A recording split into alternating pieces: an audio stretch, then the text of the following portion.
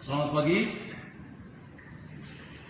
Dalam mata kuliah manajemen risiko diberikan tugas pada mahasiswa untuk membuat video pembelajaran yang akan dimuat dalam YouTube. Dan untuk itu maka saudari Jane Mese Benu akan membawakan materi dengan judul pembelanjaan risiko. Di dalam pembelanjaan risiko ada 3 sub materi, yaitu yang pertama adalah pendekatan pembelanjaan risiko, yang kedua adalah cara untuk melakukan risk finance transfer, dan yang ketiga adalah cara untuk melakukan risk retention. Selamat mengikuti. Perkenalkan, nama saya Yani Sibenu, saya dari Prodi Manajemen. Video pembelajaran ini merupakan tugas untuk ujian akhir semester dalam mata kuliah manajemen risiko.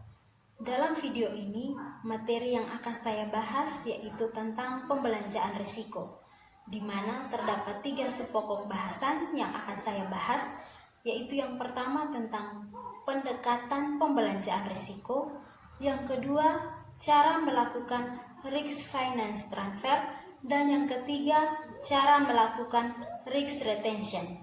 Selamat menyaksikan. Perlu kita ketahui bahwa pemindahan risiko dapat digolongkan dalam 2 cara, yaitu yang pertama pengendalian risiko, yang kedua pembelanjaan risiko. Pemindahan risiko melalui pengendalian risiko tidak memerlukan pengarahan dana, karena dapat dijalankan dengan 1. Memindahkan harta atau kegiatan kepada pihak lain, 2. Memindahkan tanggung jawab kepada transferee dengan maksud menghilangkan atau mengurangi tanggung jawab transferor terhadap kerugian yang bersangkutan, dan yang ketiga, menganggap kerugian yang bersangkutan dipikul pihak lain. Jadi, pengendalian risiko merupakan usaha untuk mengurangi kerugian potensial dan mengusahakan agar risiko lebih dapat diramalkan, sedangkan pembelanjaan risiko merupakan cara pengadaan dana untuk memulihkan kerugian. Sekarang kita masuk pada pendekatan pembelanjaan risiko. Pendekatan pembelanjaan risiko dibagi menjadi 2, yaitu yang pertama risk financing transfer dan risk retention. Risk financing transfer merupakan usaha memindahkan risiko disertai dengan pembiayaan.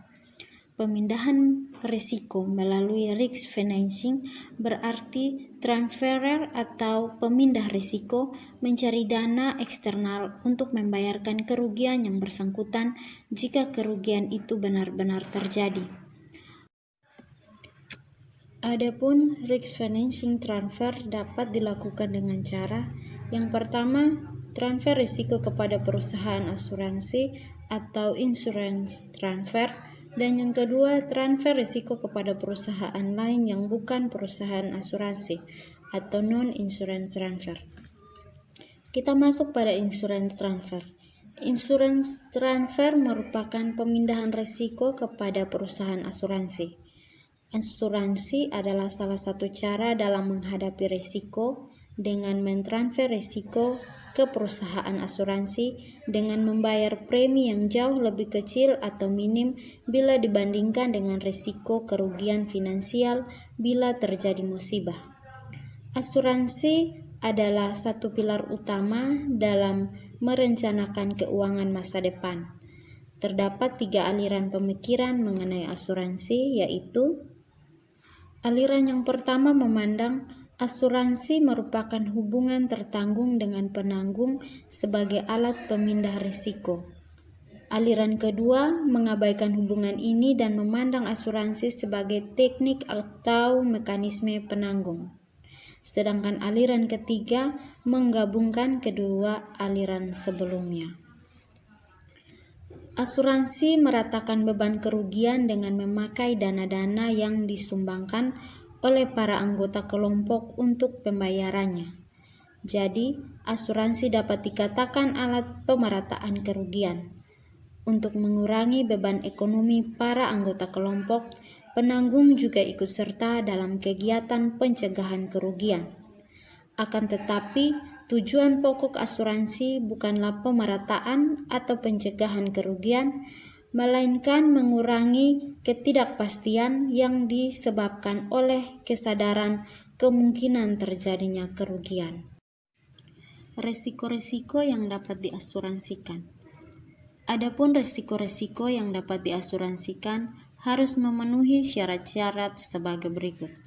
Syarat yang pertama, kerugian potensial cukup besar namun probabilitasnya rendah. Risiko kerugian yang cukup besar merupakan suatu syarat kelayakan ekonomi asuransi. Kerugian yang mungkin terjadi haruslah cukup besar bagi tertanggung, sedangkan biaya asuransi relatif rendah dibandingkan kemungkinan kerugian tersebut. Jika kemungkinan kerugian tidak cukup besar bagi tertanggung, mereka tidak akan tertarik memindahkan risikonya kepada perusahaan asuransi.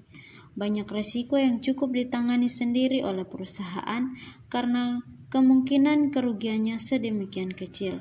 Contohnya, jika karyawan perusahaan sakit ringan, maka cukup ditangani oleh perusahaan sendiri.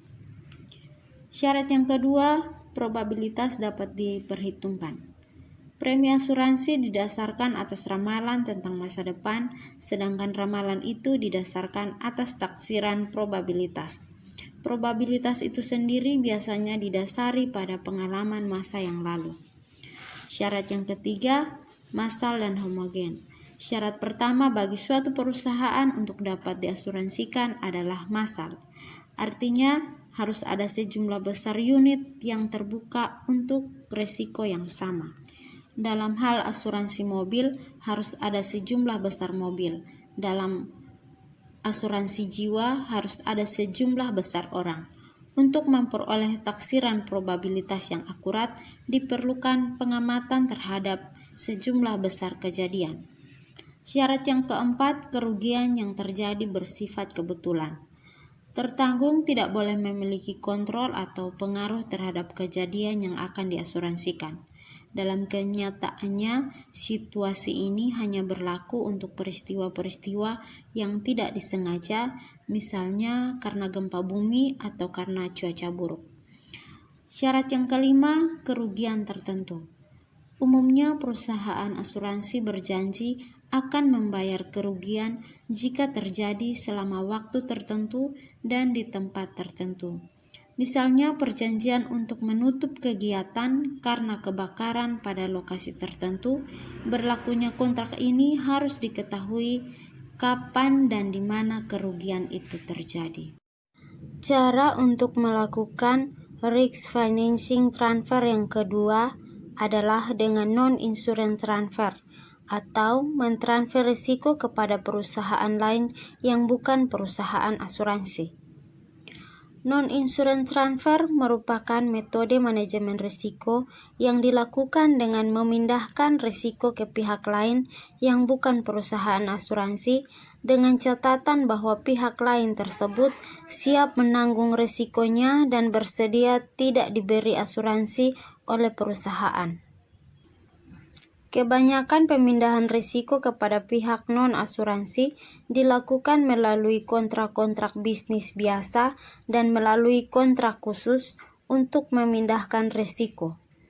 Isi kontrak berkenaan dengan pemindahan tanggung jawab keuangan atas harta, kerugian atas net income, kerugian personal, dan tanggung jawab kepada pihak ketiga. Pemindahan ini dapat dibedakan berdasarkan tanggung jawab yang dipindahkan. Pada keadaan yang ekstrim, transfer hanya memindahkan tanggung jawab keuangan saja untuk tindakan yang tidak disengaja oleh pihak transfer. Pada keadaan ekstrim yang lain, pihak transferor akan menerima ganti rugi berkenaan dengan yang disebutkan dalam kontrak dan tidak memperhatikan apa penyebab kerugian itu sendiri. Keterbatasan non-insurance transfer. Non-insurance transfer mempunyai beberapa keterbatasan yang harus diperhatikan oleh manajer risiko, antara lain sebagai berikut. Yang pertama, kontrak itu tidak mungkin hanya memindahkan sebagian risiko daripada risiko yang menurut pendapat manajer telah dipindahkan kepada pihak lain. Oleh karena itu, manajer harus mempelajari isi kontrak dengan seksama. Keterbatasan yang kedua yaitu bahasa yang tertulis di dalamnya adalah bahasa hukum yang sangat sukar dipahami oleh orang yang tidak ahli hukum sehingga menyebabkan salah tafsir atau salah mengerti. Dan keterbatasan yang ketiga yaitu surat kontrak dapat dibatalkan oleh pengadilan jika isi kontrak bertentangan dengan undang-undang dan peraturan pemerintah, kebijakan pemerintah, atau tidak wajar bagi transfer. Kita masuk pada pendekatan yang kedua. Pendekatan pembelanjaan risiko yang kedua yaitu risk retention atau menanggung sendiri risiko. Retensi berarti bahwa perusahaan mempertahankan sebagian atau seluruh kerugian yang dapat berakibat bagi kerugian yang diberikan. Tidak semua risiko usaha harus diasuransikan, sehingga risiko-risiko yang relatif tidak begitu berpengaruh terhadap operasi usaha atau perusahaan biasanya akan ditangani oleh perusahaan itu sendiri. Sumber pendanaan untuk menangani risiko semacam ini berasal dari dalam perusahaan. Penanggungan sendiri ini dapat bersifat pasif atau tidak direncanakan dan dapat pula bersifat aktif atau direncanakan. Penanggungan sendiri ini dikatakan pasif bila manajer risiko tidak memperhatikan tentang adanya exposure. Oleh karena itu, manajer risiko tidak melakukan usaha sedikit pun untuk menanganinya. Sedikit sekali perusahaan yang telah mengidentifikasikan semua exposure terhadap kerugian harta benda, kerugian tanggung gugat, dan kerugian personal. Sebagai akibatnya, penanggungan risiko yang tidak terencana merupakan hal yang umum dijumpai.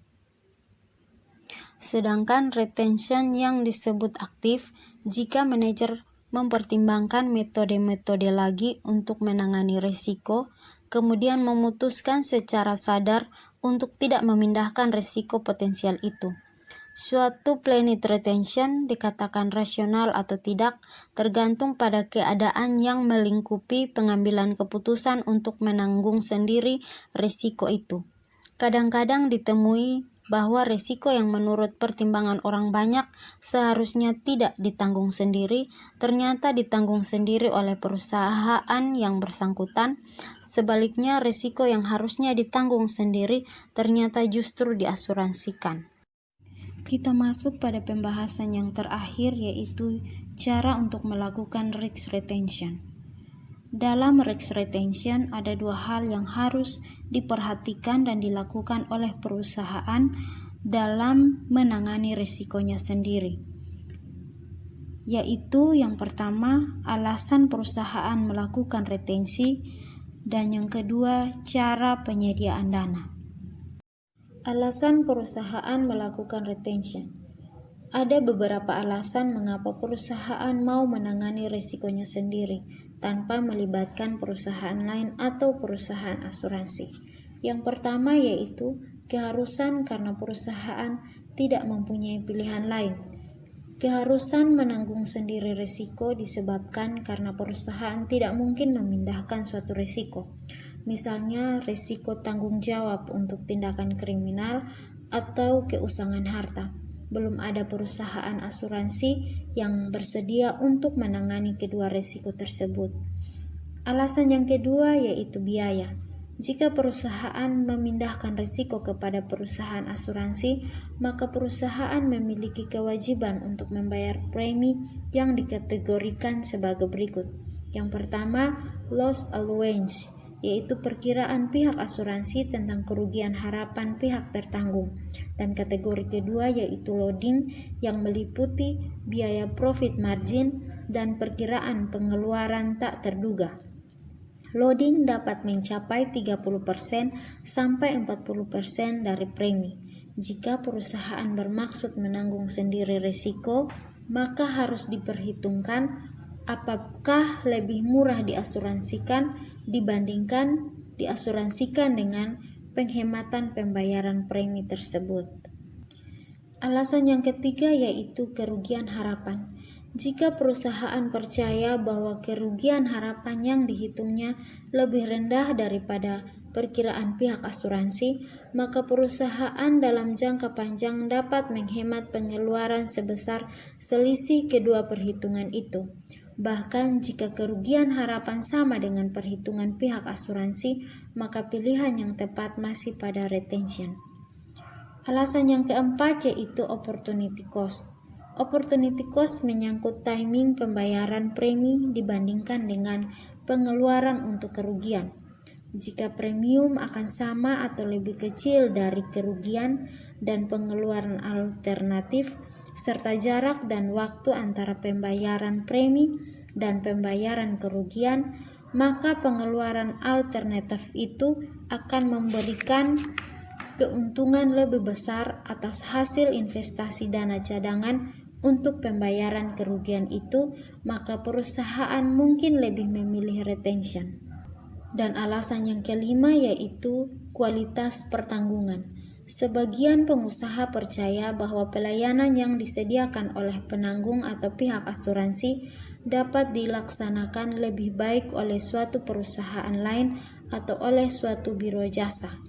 Sedangkan pihak asuransi meragukan bahwa perusahaan akan menyelenggarakan servis pertanggungan lebih baik daripada yang disediakan perusahaan asuransi karena perusahaan kurang berpengalaman dan kekurangan tenaga profesional. Berdasarkan alasan-alasan tadi, maka ada hal-hal yang mendorong perusahaan melakukan retention, antara lain sebagai berikut. Yang pertama, jika biaya lebih rendah dari biaya yang dibebankan oleh asuransi. Yang kedua, jika kerugian harapan lebih rendah dari perkiraan perusahaan asuransi. Yang ketiga, jika unit yang menghalangi risiko jumlahnya sangat banyak sehingga profitabilitas risiko akan menjadi lebih rendah. Yang keempat, tujuan manajemen risiko yang menerima variasi lebih besar dalam kerugian tahunan. Yang kelima, biaya dan jumlah kerugian membengkak dalam jangka panjang sehingga mengakibatkan opportunity cost menjadi sangat besar. Yang keenam, peluang yang kuat bagi investasi dan mengakibatkan opportunity cost menjadi besar. Dan yang ketujuh, keuntungan pelayanan internal. Selanjutnya tentang kelemahan tindakan retensi. Ada beberapa hal yang menjadi kelemahan dari tindakan retensi atau menanggung sendiri risiko, yaitu yang pertama, biaya yang lebih besar daripada biaya yang dibebankan pihak asuransi. Yang kedua, kerugian harapan lebih besar daripada kerugian yang diperkirakan perusahaan asuransi. Yang ketiga, ekspor unit sedikit, kemungkinan risiko tinggi dan perusahaan sukar untuk meramalkan probabilitas kemungkinan kerugian secara cermat. Yang keempat, ketidakmampuan keuangan menopang kerugian maksimum yang mungkin terjadi. Yang kelima, tujuan manajemen risiko yang ditekankan kepada ketenangan pikiran dan variasi laba tahunan yang kecil. Yang keenam, pembayaran kerugian dan ekspensi membengkak selama jangka waktu yang pendek. Yang ketujuh, peluang investasi terbatas serta tingkat pengembalian yang rendah. Yang kedelapan, lebih menguntungkan jasa perusahaan asuransi. Dan yang kesembilan, peraturan perpajakan dapat pula menyebabkan retensi menjadi kurang menarik. Hal yang kedua yang harus diperhatikan dan dilakukan oleh perusahaan dalam menangani risiko sendiri atau risk retention adalah cara penyediaan dana. Penyediaan dana untuk program retention dapat dilakukan dengan cara-cara sebagai berikut. Yang pertama, tanpa penyediaan dana sebelumnya.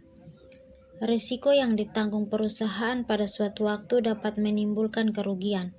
Dengan cara seperti itu, maka kerugian perusahaan akan ditutup dengan dana yang kebetulan tersedia atau dibebankan pada pendapatan di tahun yang bersangkutan. Pendekatan semacam ini mengandung bahaya jika kerugian sedemikian besar sehingga tidak dapat ditutupi oleh laba pada tahun yang bersangkutan. Dalam keadaan seperti ini, perusahaan terpaksa mencari dana yang mungkin diperoleh dengan biaya mahal atau dengan menjual murah aset perusahaan untuk menutupi kerugian yang dihadapi. Cara yang kedua yaitu membentuk dana dan cadangan. Dengan cara ini, dana untuk menutupi risiko dapat diperoleh dari dana cadangan yang setiap tahun dikredit dengan laba yang disisihkan. Banyaknya dana yang disisihkan itu adalah sejumlah kerugian yang diperkirakan per tahun. Ada perusahaan yang membentuk cadangan umum saja, ada pula yang membentuk cadangan khusus. Misalnya, cadangan piutang tak tertagih, cadangan biaya pengobatan, cadangan biaya kecelakaan kerja, dan sebagainya. Beberapa kelemahan dengan cara ini adalah sebagai berikut. Yang pertama, cadangan adalah pemindahan bukuan secara akunting yang setiap hari belum tentu tersedia uang tunai sebanyak yang tercatat dalam rekening cadangan yang bersangkutan, sehingga perusahaan akan mengalami kesulitan memperoleh uang tunai untuk menutupi risiko. Yang kedua, penaksiran kerugian yang diharapkan jarang sekali tepat. Dan yang ketiga, berkaitan dengan pajak, belum tentu cara seperti ini diizinkan oleh pemerintah karena akan mengurangi pendapatan kena pajak. Cara yang ketiga yaitu self-insurance. Untuk mengatasi kelemahan pengelolaan dana seperti yang disebutkan di atas, perusahaan memisahkan pengelolaan dana cadangan itu dari pengelolaan dana perusahaan. Self-insurance adalah bagian dalam organisasi suatu perusahaan yang berwenang mengelola dana yang dicadangkan. Self-insurance dapat menginvestasikan dana cadangan perusahaan dalam kegiatan yang produktif selama dana tersebut belum terpakai, dengan catatan dana tersebut dapat ditarik sewaktu-waktu jika perusahaan menderita kerugian karena suatu peristiwa secara tiba-tiba. Cara yang keempat yaitu captive insure. Ada perusahaan yang mengorganisasikan sebuah perusahaan asuransi yang sebagian besar nasabahnya adalah orang perusahaan itu sendiri. Asuransi seperti itu disebut captive insure. Keuntungan yang mendorong perusahaan untuk mendirikan captive insure karena captive insure dapat membeli perlindungan diri perusahaan reasuransi yang lebih fleksibel dan tidak begitu banyak pembatasan, sedangkan self-insure tidak dapat memperoleh perlindungan dari reasuransi. Oleh karena itu, perusahaan melalui captive insure-nya dapat membeli perlindungan untuk risiko yang luar biasa atau untuk risiko yang tidak sanggup ditanggung oleh perusahaan asuransi biasa. Nah, demikianlah video pembelajaran yang telah saya presentasikan. Apabila ada kesalahan pada pengucapan dan penulisan kata serta kalimat, saya mohon diperbaiki. Sekian dan terima kasih.